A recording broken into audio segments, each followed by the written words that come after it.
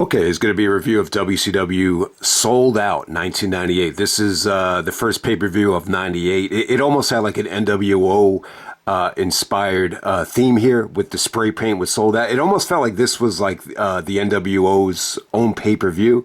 Nash actually commented on the theme here, and he just said that it didn't work. He tried to use an analogy. It didn't really make a lot of sense to me. My gut feeling was he didn't think it worked because of all the oversaturation with the NWO. You know, you had Dusty Rhodes joining, you have Virgil joining, but hey, man, this was recommended to me. I think one of you guys actually recommended Souled Out 98 as one of the better WCW pay-per-views. I'm a little bit underwhelmed, but at the same time, there's some good stuff on this show. There's some incredible matchups. You get to see Bret Hart in his first match in the WCW, as he would say. So we're going all the way back to, this is actually January 24th, 1998, the day right before the Super Bowl, from Dayton, Ohio. We got an attendance of 5,486, and not the biggest venue in the world. But, this did an incredible buy rate. The buy rate here on Cage Match says 1.02. I think anytime you could get over the 1.0 mark, it's an eye-popping number. It's huge. And, this did about 380,000 pay-per-view buys.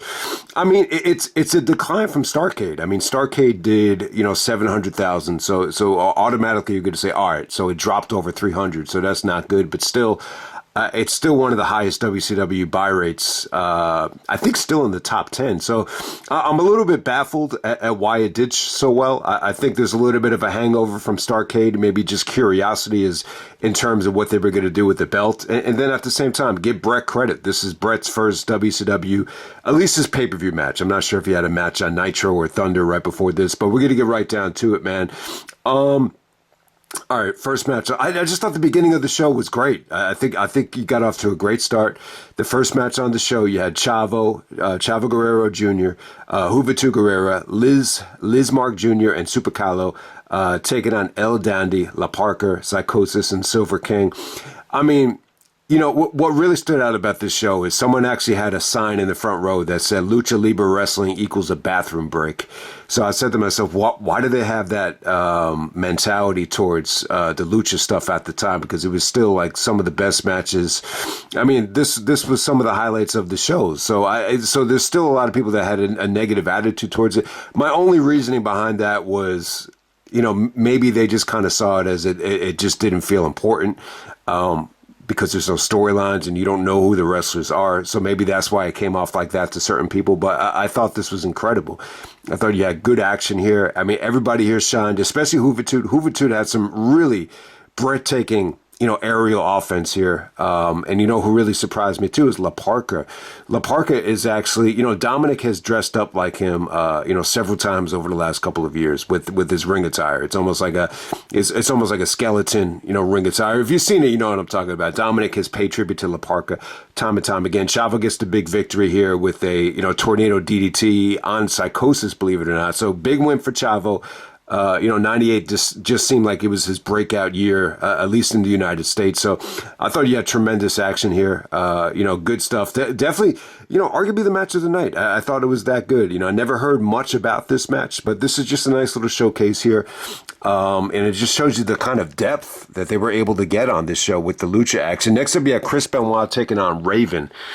Raven's out there with the flock. Raven cut a good promo on Benoit. Benoit's, I guess in the build up here, Benoit was talking about his pain, which he's done several times, and Raven said he was going to feast off of the pain. So a good promo from Raven. This is a no disqualification match. This is good stuff. I was disappointed at the length here.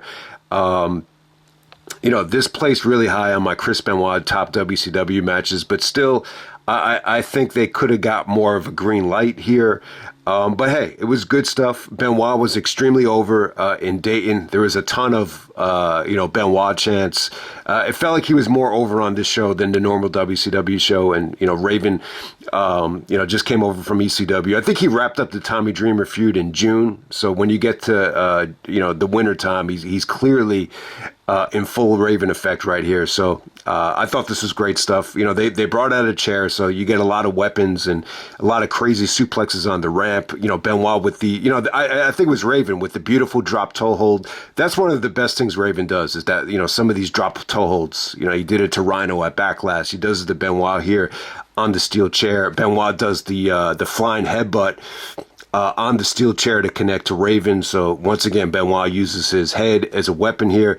It was a great match, though. I mean, it was just fast paced. They packed on a lot of action into under 10 minutes here. The highlight of the whole match is Benoit going for the Northern Light suplex, and then Raven counters it into the Raven effect, which is the DDT. I thought that came off great. And the ending here, Benoit is able to counter the Raven effect once again into the crossface.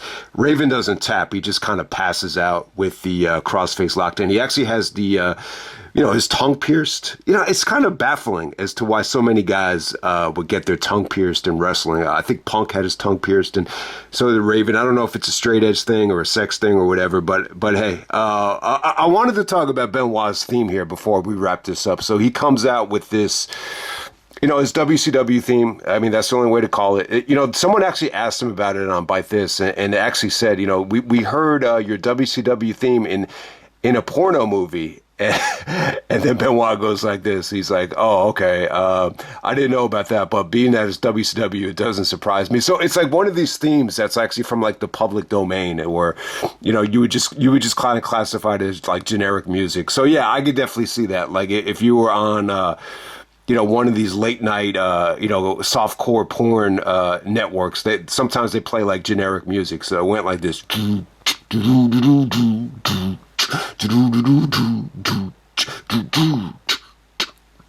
I mean, it's one of those, generic. I don't think it's a bad song. It's clearly disrespectful, though, that you're not going to go out of your way to give the best wrestler in the company, authentic theme music. You're just going the cheap route. But I guess Bischoff's mentality is we're not going to invest in somebody that the fans are not going to pay to see, which is ridiculous. But hey. The Benoit Raven match was awesome. It does get love, though. Like when people talk about Benoit's best WCW work, I think this match comes up. I was expecting Souled Out to actually have that DDP match, the triple threat. I think that was a little bit later on. I think it was at Uncensored 97. So I think Benoit takes on DDP at Super Brawl, which is in February, and then the triple threat is actually in March at Uncensored, which is probably the better match. But this Benoit Raven match, it was awesome, man. It kind of reminded me of the Rhino match from Backlash, where it's just short and sweet and just to the point. Had a good atmosphere, too. So definitely check it out. This is my personal pick for match of the night. I think the two best matches on the show are the two openers right here. Next up, you had Rey Mysterio Jr. taking on Chris Jericho. Jericho wins the WCW title. On the network, they actually have the Walls of Jericho theme, replacing the WCW theme. So obviously this wasn't able to clear clear it on the network. But hey, what really stood out about this match is Jericho's personality here. It's almost like he was, a little bit of a babyface, kind of morphing into a heel. It almost feels like it was inspired by the Edward Norton character from Primal Fear, where it's a little bit two-faced. It's like he would do something like vicious and dastardly, and then he would start apologizing for it. He basically said this is the best moment of his life. So it's almost like a polarizing version of Jericho. I think this is like right before he kind of morphed into a full-blown heel. But hey, Rey and Jericho, it's a good match. I mean, most of you guys have probably seen this match before. I think it was on one of Rey Mysterio's compilations. I think it was the first one. So it doesn't really cater to the Mysterio's strength. I just feel like this. Like, I think after the Eddie feud, especially the Halloween Havoc match, I think it took its toll on Rey. He has a knee brace here. He's selling a knee injury throughout the match. Jericho goes to work on the knee. He actually takes out the steel steps and does like a running knee to Mysterio there. Mysterio still has like some nice moments here. They were saying that Rey gives it 110% no matter what, but ultimately Jericho catches Rey in the Walls of Jericho after Hurricane. I think the ending was sick, but this kind of felt like a night out for Jericho. It didn't feel like he was, he took any punishment here. It didn't really take a lot of bumps. It just felt like Mysterio had to fight hard to get through the match, but it was good stuff. I could have gotten more time. The funny thing is, the best Jericho Mysterio stuff came probably 10 years after this. They didn't really touch each other during the initial stages of their brand extension when Mysterio came in. They had a match at like a video game promotion. If anyone remembers that, with Little Kim and Jenna Jameson and Trish hosted.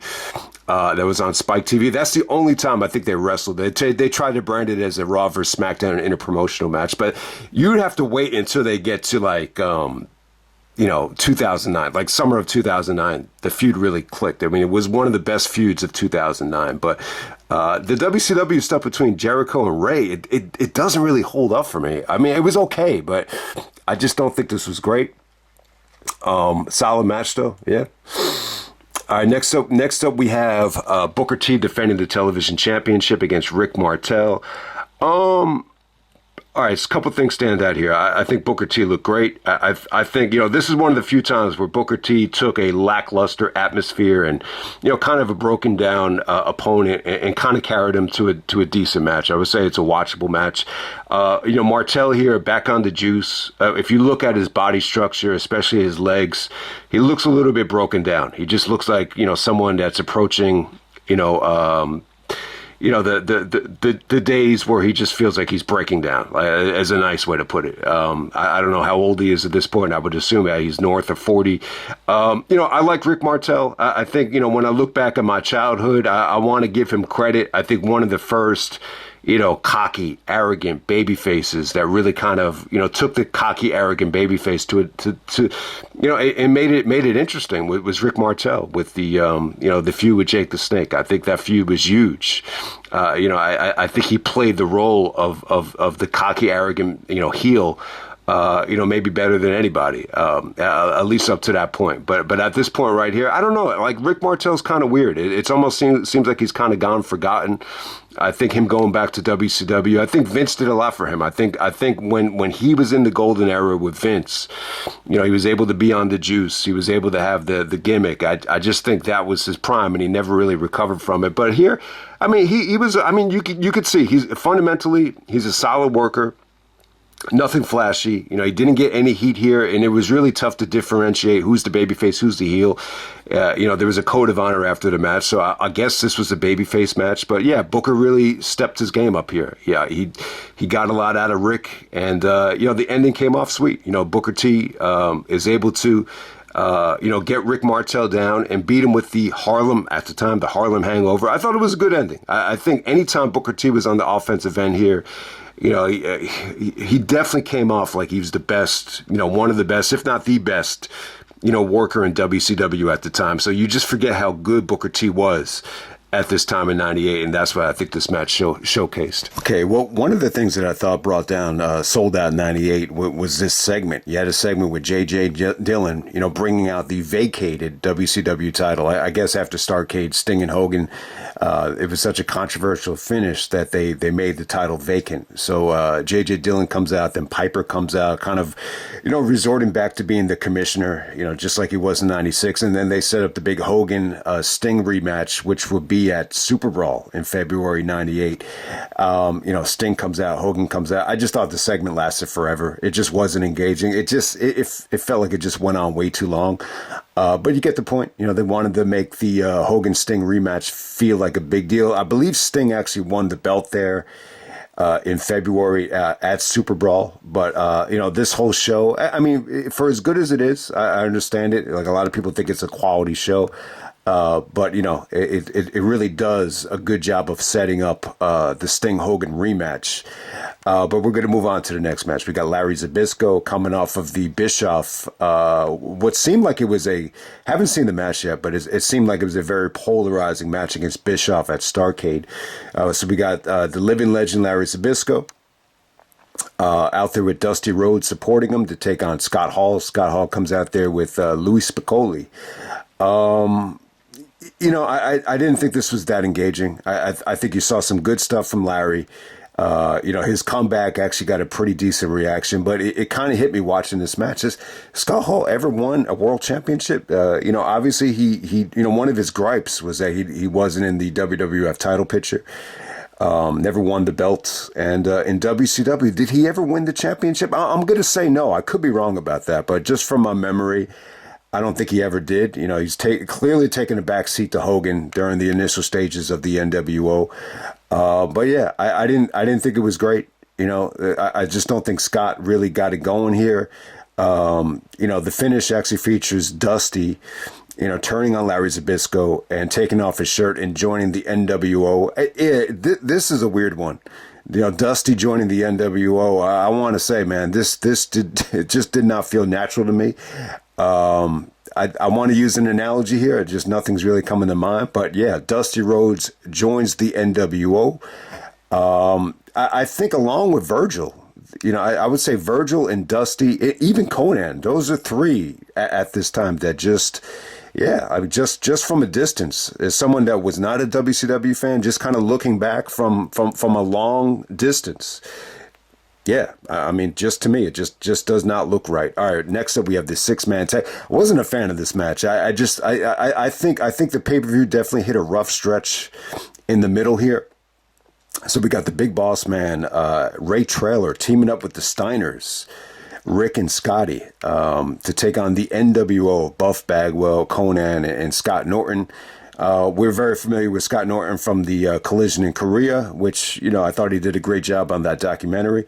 A lot of good stories there. I thought it was okay. I mean, for the most part, I think it was good. I think once you get past the 5-minute mark, there's just definitely... you know, just a lot of lag here. Like it's kind of a boring match. It really never gets going. You know, it doesn't really get interesting until the end, where, you know, Scott Steiner and Ray Traylor are fighting for the hot tag. Scotty gets the hot tag, and you know, puts Konnan away.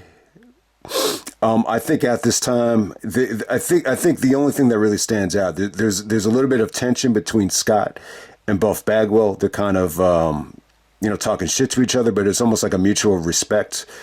You could clearly see Scott Steiner trying to transform himself here. This feels like a combination of the 2000, you know, the 2000 version of Scott Steiner kind of meeting with the early 90s version of Scott Steiner. And, you know, obviously him and Buff Bagwell, you know, the two jacked up dudes kind of, you know, forming a little bit of a bond here. I'm assuming Scott Steiner's about to turn heel. I think that's what it kind of sets up there. So, you know, the match definitely had some things to kind of get you excited about, I guess. But, you know, the overall match, it was one of the weaker things of the night, I would say. It just didn't hit for me. Next, we have Kevin Nash taking on the Giant, better known as the Big Show. Nash is actually out there with Bischoff and Hogan, so you see what's coming here. Yeah, just not good. I couldn't get into this thing. I mean, you would think this version of Big Show is a little bit more watchable. I'll give Nash credit. He tried to do some crazy stuff out there. He did 3 different things here that made me say, why would you try that? So he tries to do a leapfrog over Big Show, which actually he got it done. It just didn't look pretty. Then he tries to do like a cross body over the top rope, which, you know, thinking about Nash, it's just a no-no. I think Giant actually catches him. And, you know, Hogan is out there, Bischoff is out there. Ultimately, you know, Nash gets the low blow in. And then someone passes, I think it's Hogan, he passes him like I want to say it looks like a pitcher of tea. Like it looks like hot coffee inside of a coffee mug or coffee pitcher or pitcher of tea. And it's hot, and you know, it hits Big Show with it, and then he tries to do the jackknife powerbomb, the Big Show, and yeah, I mean, it's just very, very difficult. I mean, I want to say that, you know, it's just a tough move. I want to say even if Brock tried to do this to Big Show, I'm going to say that he couldn't have done it. You know, for as crazy as the F5 on Big Show was, it's a little bit easier because you're getting him all the way up and then you just drop him down. With the jackknife, it's almost like a 2-step process. You have to elevate him and then drop him. So it's a little bit tougher. And yeah, Big Show lands on his head. Just a nasty looking landing. I'm assuming Big Show is okay. Like, you know, obviously Big Show went on to have an incredible career. So, you know, this didn't like affect him the way, you know, the Owen Hart thing affected Austin. So, but yeah, it looked nasty though. I mean, it just did not look good, but Nash goes over. So yeah, I mean, give Nash credit. I think the show did well. You know, the show was really kind of promoted around this match in the opening package more than anything. And that's the other thing, guys. I got to say, like, if I ever do like a WCW pay-per-view rewind, I'm going to have to sit through all of the Nitros because they do a horrible job of explaining, you know, why these matches are taking place. There's no video packages, even on commentary. It's very difficult to put the pieces of the puzzle together in terms of like, why are these guys fighting? So, but hey, give Nash credit. I think he had like a staph infection or not a staph infection. I think he had a heart issue at Starrcade and he missed Starrcade. So I'm assuming a lot of people were excited to see him back for this show. Because you got to remember, we're still in the early stages of Kevin Nash here. Next up, we have Bret Hart taking on Ric Flair. I believe this is Bret Hart's WCW debut on pay-per-view against the Nature Boy Ric Flair. A lot of history between these guys. Most of you guys know these guys don't like each other. It seems like there was a lot of ups and downs. Obviously, Bret won his first championship from Flair, which was a Coliseum video exclusive in Saskatchewan, Canada, Saskatoon, Saskatchewan, Canada, where Bret beat Flair. Flair wasn't crazy about that decision. I think he had an ear infection and he didn't think the match was that great. At the time, Bret really wasn't a big fan of Flair and kind of told Vince, you know, like if you want Flair to wrestle that kind of match, this is just the way he wrestles. He wants to wrestle his own style. And ultimately, Vince decided to move away from Flair and go with Bret. So, yeah, I mean, that match is kind of negatively received. I thought it was okay. It just wasn't anything special, especially when you consider, like, Bret is coming off of the monumental SummerSlam main event with Davey Boy Smith, which was incredible. It's just nowhere near as good as that match. But yeah, I mean, the two guys don't like each other. You know, Bret always, gets disgusted. He even admitted it, like it disgusts him when people actually go up to him and say like Flair is the greatest of all time. And, Bret was never, crazy about, Flair's style. He even admitted that Stu, bashed Flair, and told him like he thought, Flair was a routine guy. So yeah, there's a bunch of mixed feelings. They're two totally different styles. The Shawn Michaels Triple H camp is going to side with Flair. I think the Canadian wrestling camp, whether it be Benoit, Jericho, or Edge or whoever, I don't even know if Edge would side with Bret, but clearly, Bret has a huge following, especially in Canada. But my personal choice would be Bret. I know it's tough, but I still think Bret is the greatest of all time within WWE. But Flair at this time, it's just not a good combination. I mean, it's a solid match. I thought there was some good stuff here. It's slow paced in terms of the submission work. I thought it was good, but it's slow though. I just don't. The problem with Flair, meeting up with Bret and Shawn and. Whoever is that they're just not meeting Flair in his prime. So you kind of have to evaluate the match differently. I would say, just to be fair.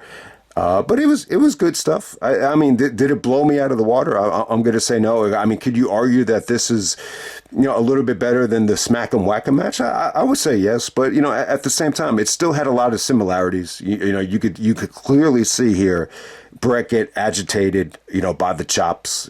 Kind of the same spot where the chops are annoying him, and he takes off the singlet just to kind of hulk up on Flair with punches. I thought that was cool. So some of the transitions here into some of the headlocks, from Flair and from Bret were good. Bret tries to stay away from the figure four.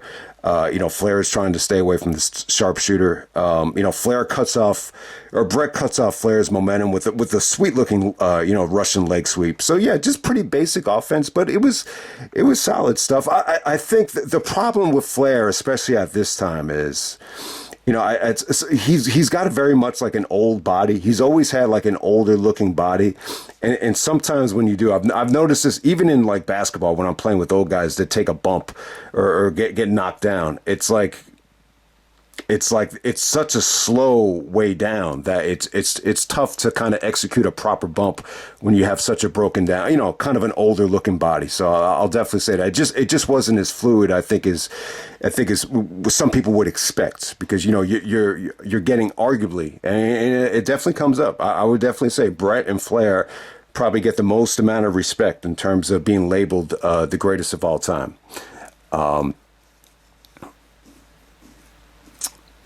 But the finish came off great here. Bret actually counters the Flair bump, and he puts him in the sharpshooter. And so Bret gets a nice clean victory over Flair for his first WCW pay-per-view. Yeah, it's not bad. I mean, this is obviously both guys had a rough years in 1998. Obviously, Bret wasn't happy with the way he was used.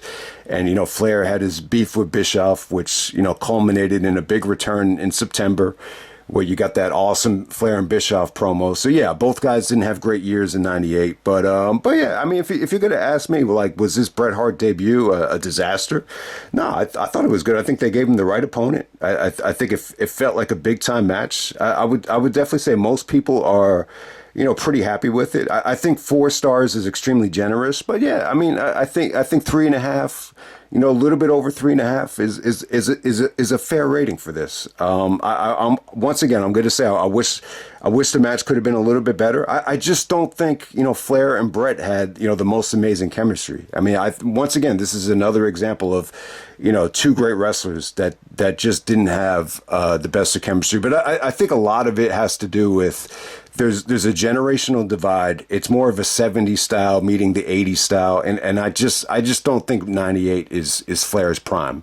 But hey, if you want to argue that this was a little bit more crisp and decisive than the Smack and Whack match, which that match kind of feels like a mess. I don't know where to kind of classify that Smack and Whack match in terms of where that should rank as a great match or an okay match. It seems like it's all over the place with that one. I mean, the fact that Flair thought the match sucked because he had an ear infection, I think most people were kind of negative on that match. But hey, I thought this is easily one of the better things of the night. And definitely the match of the night, at least within the second half. So there we go with that. Next up, we have Lex Luger taking on Randy Savage. We have Miss Elizabeth with Savage. So it's an interesting matchup. Obviously, Miss Elizabeth, ended up dating Lex and died, with Lex Luger. Obviously, Lex was on a lot of steroids and painkillers, and obviously Miss Elizabeth got addicted to that. So there's ties to that. I mean, in the storyline here, you didn't get any of that. So it's almost like this feels like the NWO version of Randy Savage. So Savage had joined the NWO. I think a lot of it had to do with, they explained that Bischoff, stopped him from wrestling. So he kind of rebelled and joined the NWO, if that makes any sense. So Lex is kind of representing WCW. I just think the talent pool representing WCW at the time, especially the Giant and Lex, it's a little bit underwhelming, and I can see that it's kind of tough, to get the fans invested in that without the cool factor kind of, overruling, the NWO. I definitely think a lot of the fans kind of gravitated towards the NWO as being like cool heels because, Luger and the Giant were kind of underwhelming baby faces. But, this Lex and Savage match, it was okay. There's no championship on the line. It's mostly like a brawl that goes into the crowd. Elizabeth is actually clearly helping Lex here. So this must have been before they started dating or before they started to become a couple. But hey, it was good. I mean, it was definitely some good stuff. There's actually interference from Hogan and Scott Hall, and ultimately Lex, makes Savage pass out with the torture rack. Then you have all the NWO guys coming in from Virgil to Konnan to, everyone you could think of. And it pretty much ends with Sting and Lex just teaming up together and taking out the NWO. So a good moment, good. If you're a Lex Luger fan and Sting, if you're a Sting fan, obviously we know that Sting is a huge fan of Lex, and Sting was very instrumental in bringing Luger back to WCW. So you get to see one of their better moments here, without a doubt. So I didn't think it was an awful way to end the pay-per-view. I think it definitely made you excited about the Hogan Sting rematch for the vacant title. But at the same time, I think a lot of people at this particular time, feel like that whole thing was botched. And definitely, I think when you're looking at this show, I think, as an outsider, just from a distance, I say to myself, yeah, it just kind of feels like, whatever momentum they have from Starrcade, it feels like a mess, especially with the title being vacant. But hey, I mean, if you want to make the argument that, that having Sting still chase the title, kind of made you a little bit excited about it. I'm not going to, disagree with that, but I don't know if the Hogan Sting rematch was really that satisfying, especially when you consider that, the Starrcade thing ended up being such a disaster. Because I always say to myself, like, even though WCW is still like raking in the dough at this time, like, especially like in '98, they're still their most profitable years, even though the tide's about to turn. Like, they're still bringing in more money than ever. But I think the Hogan Sting, fiasco, it felt like that was the biggest crack into why they started losing the ratings and everything. But hey, the important thing is they're still kind of riding. It feels like they're still riding kind of a awesome wave at this point. But yeah, man, let me just end it right there. That's WCW Souled Out. 1998. It looks like this didn't get a VHS release, which is weird. So someone was actually saying that Souled Out was the only pay-per-view that didn't get VHS releases.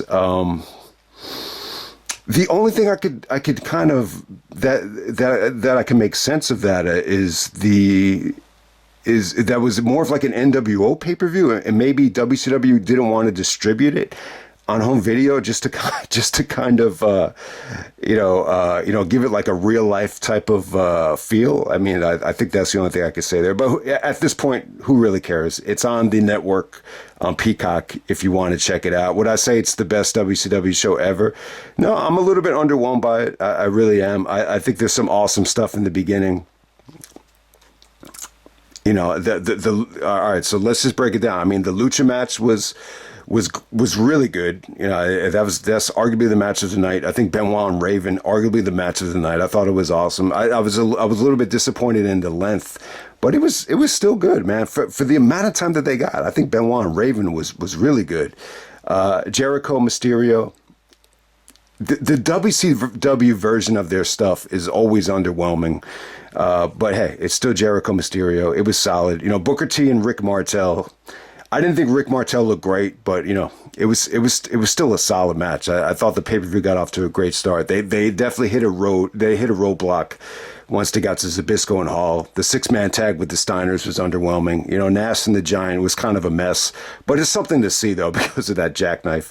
Bret and Flair, it's a decent match. I think Bret and Flair is decent. It's disappointing when you consider how much love both guys get in terms of being the greatest of all time. To be the man, I got to beat the man. I think Bret even told that to Flair on the build-up.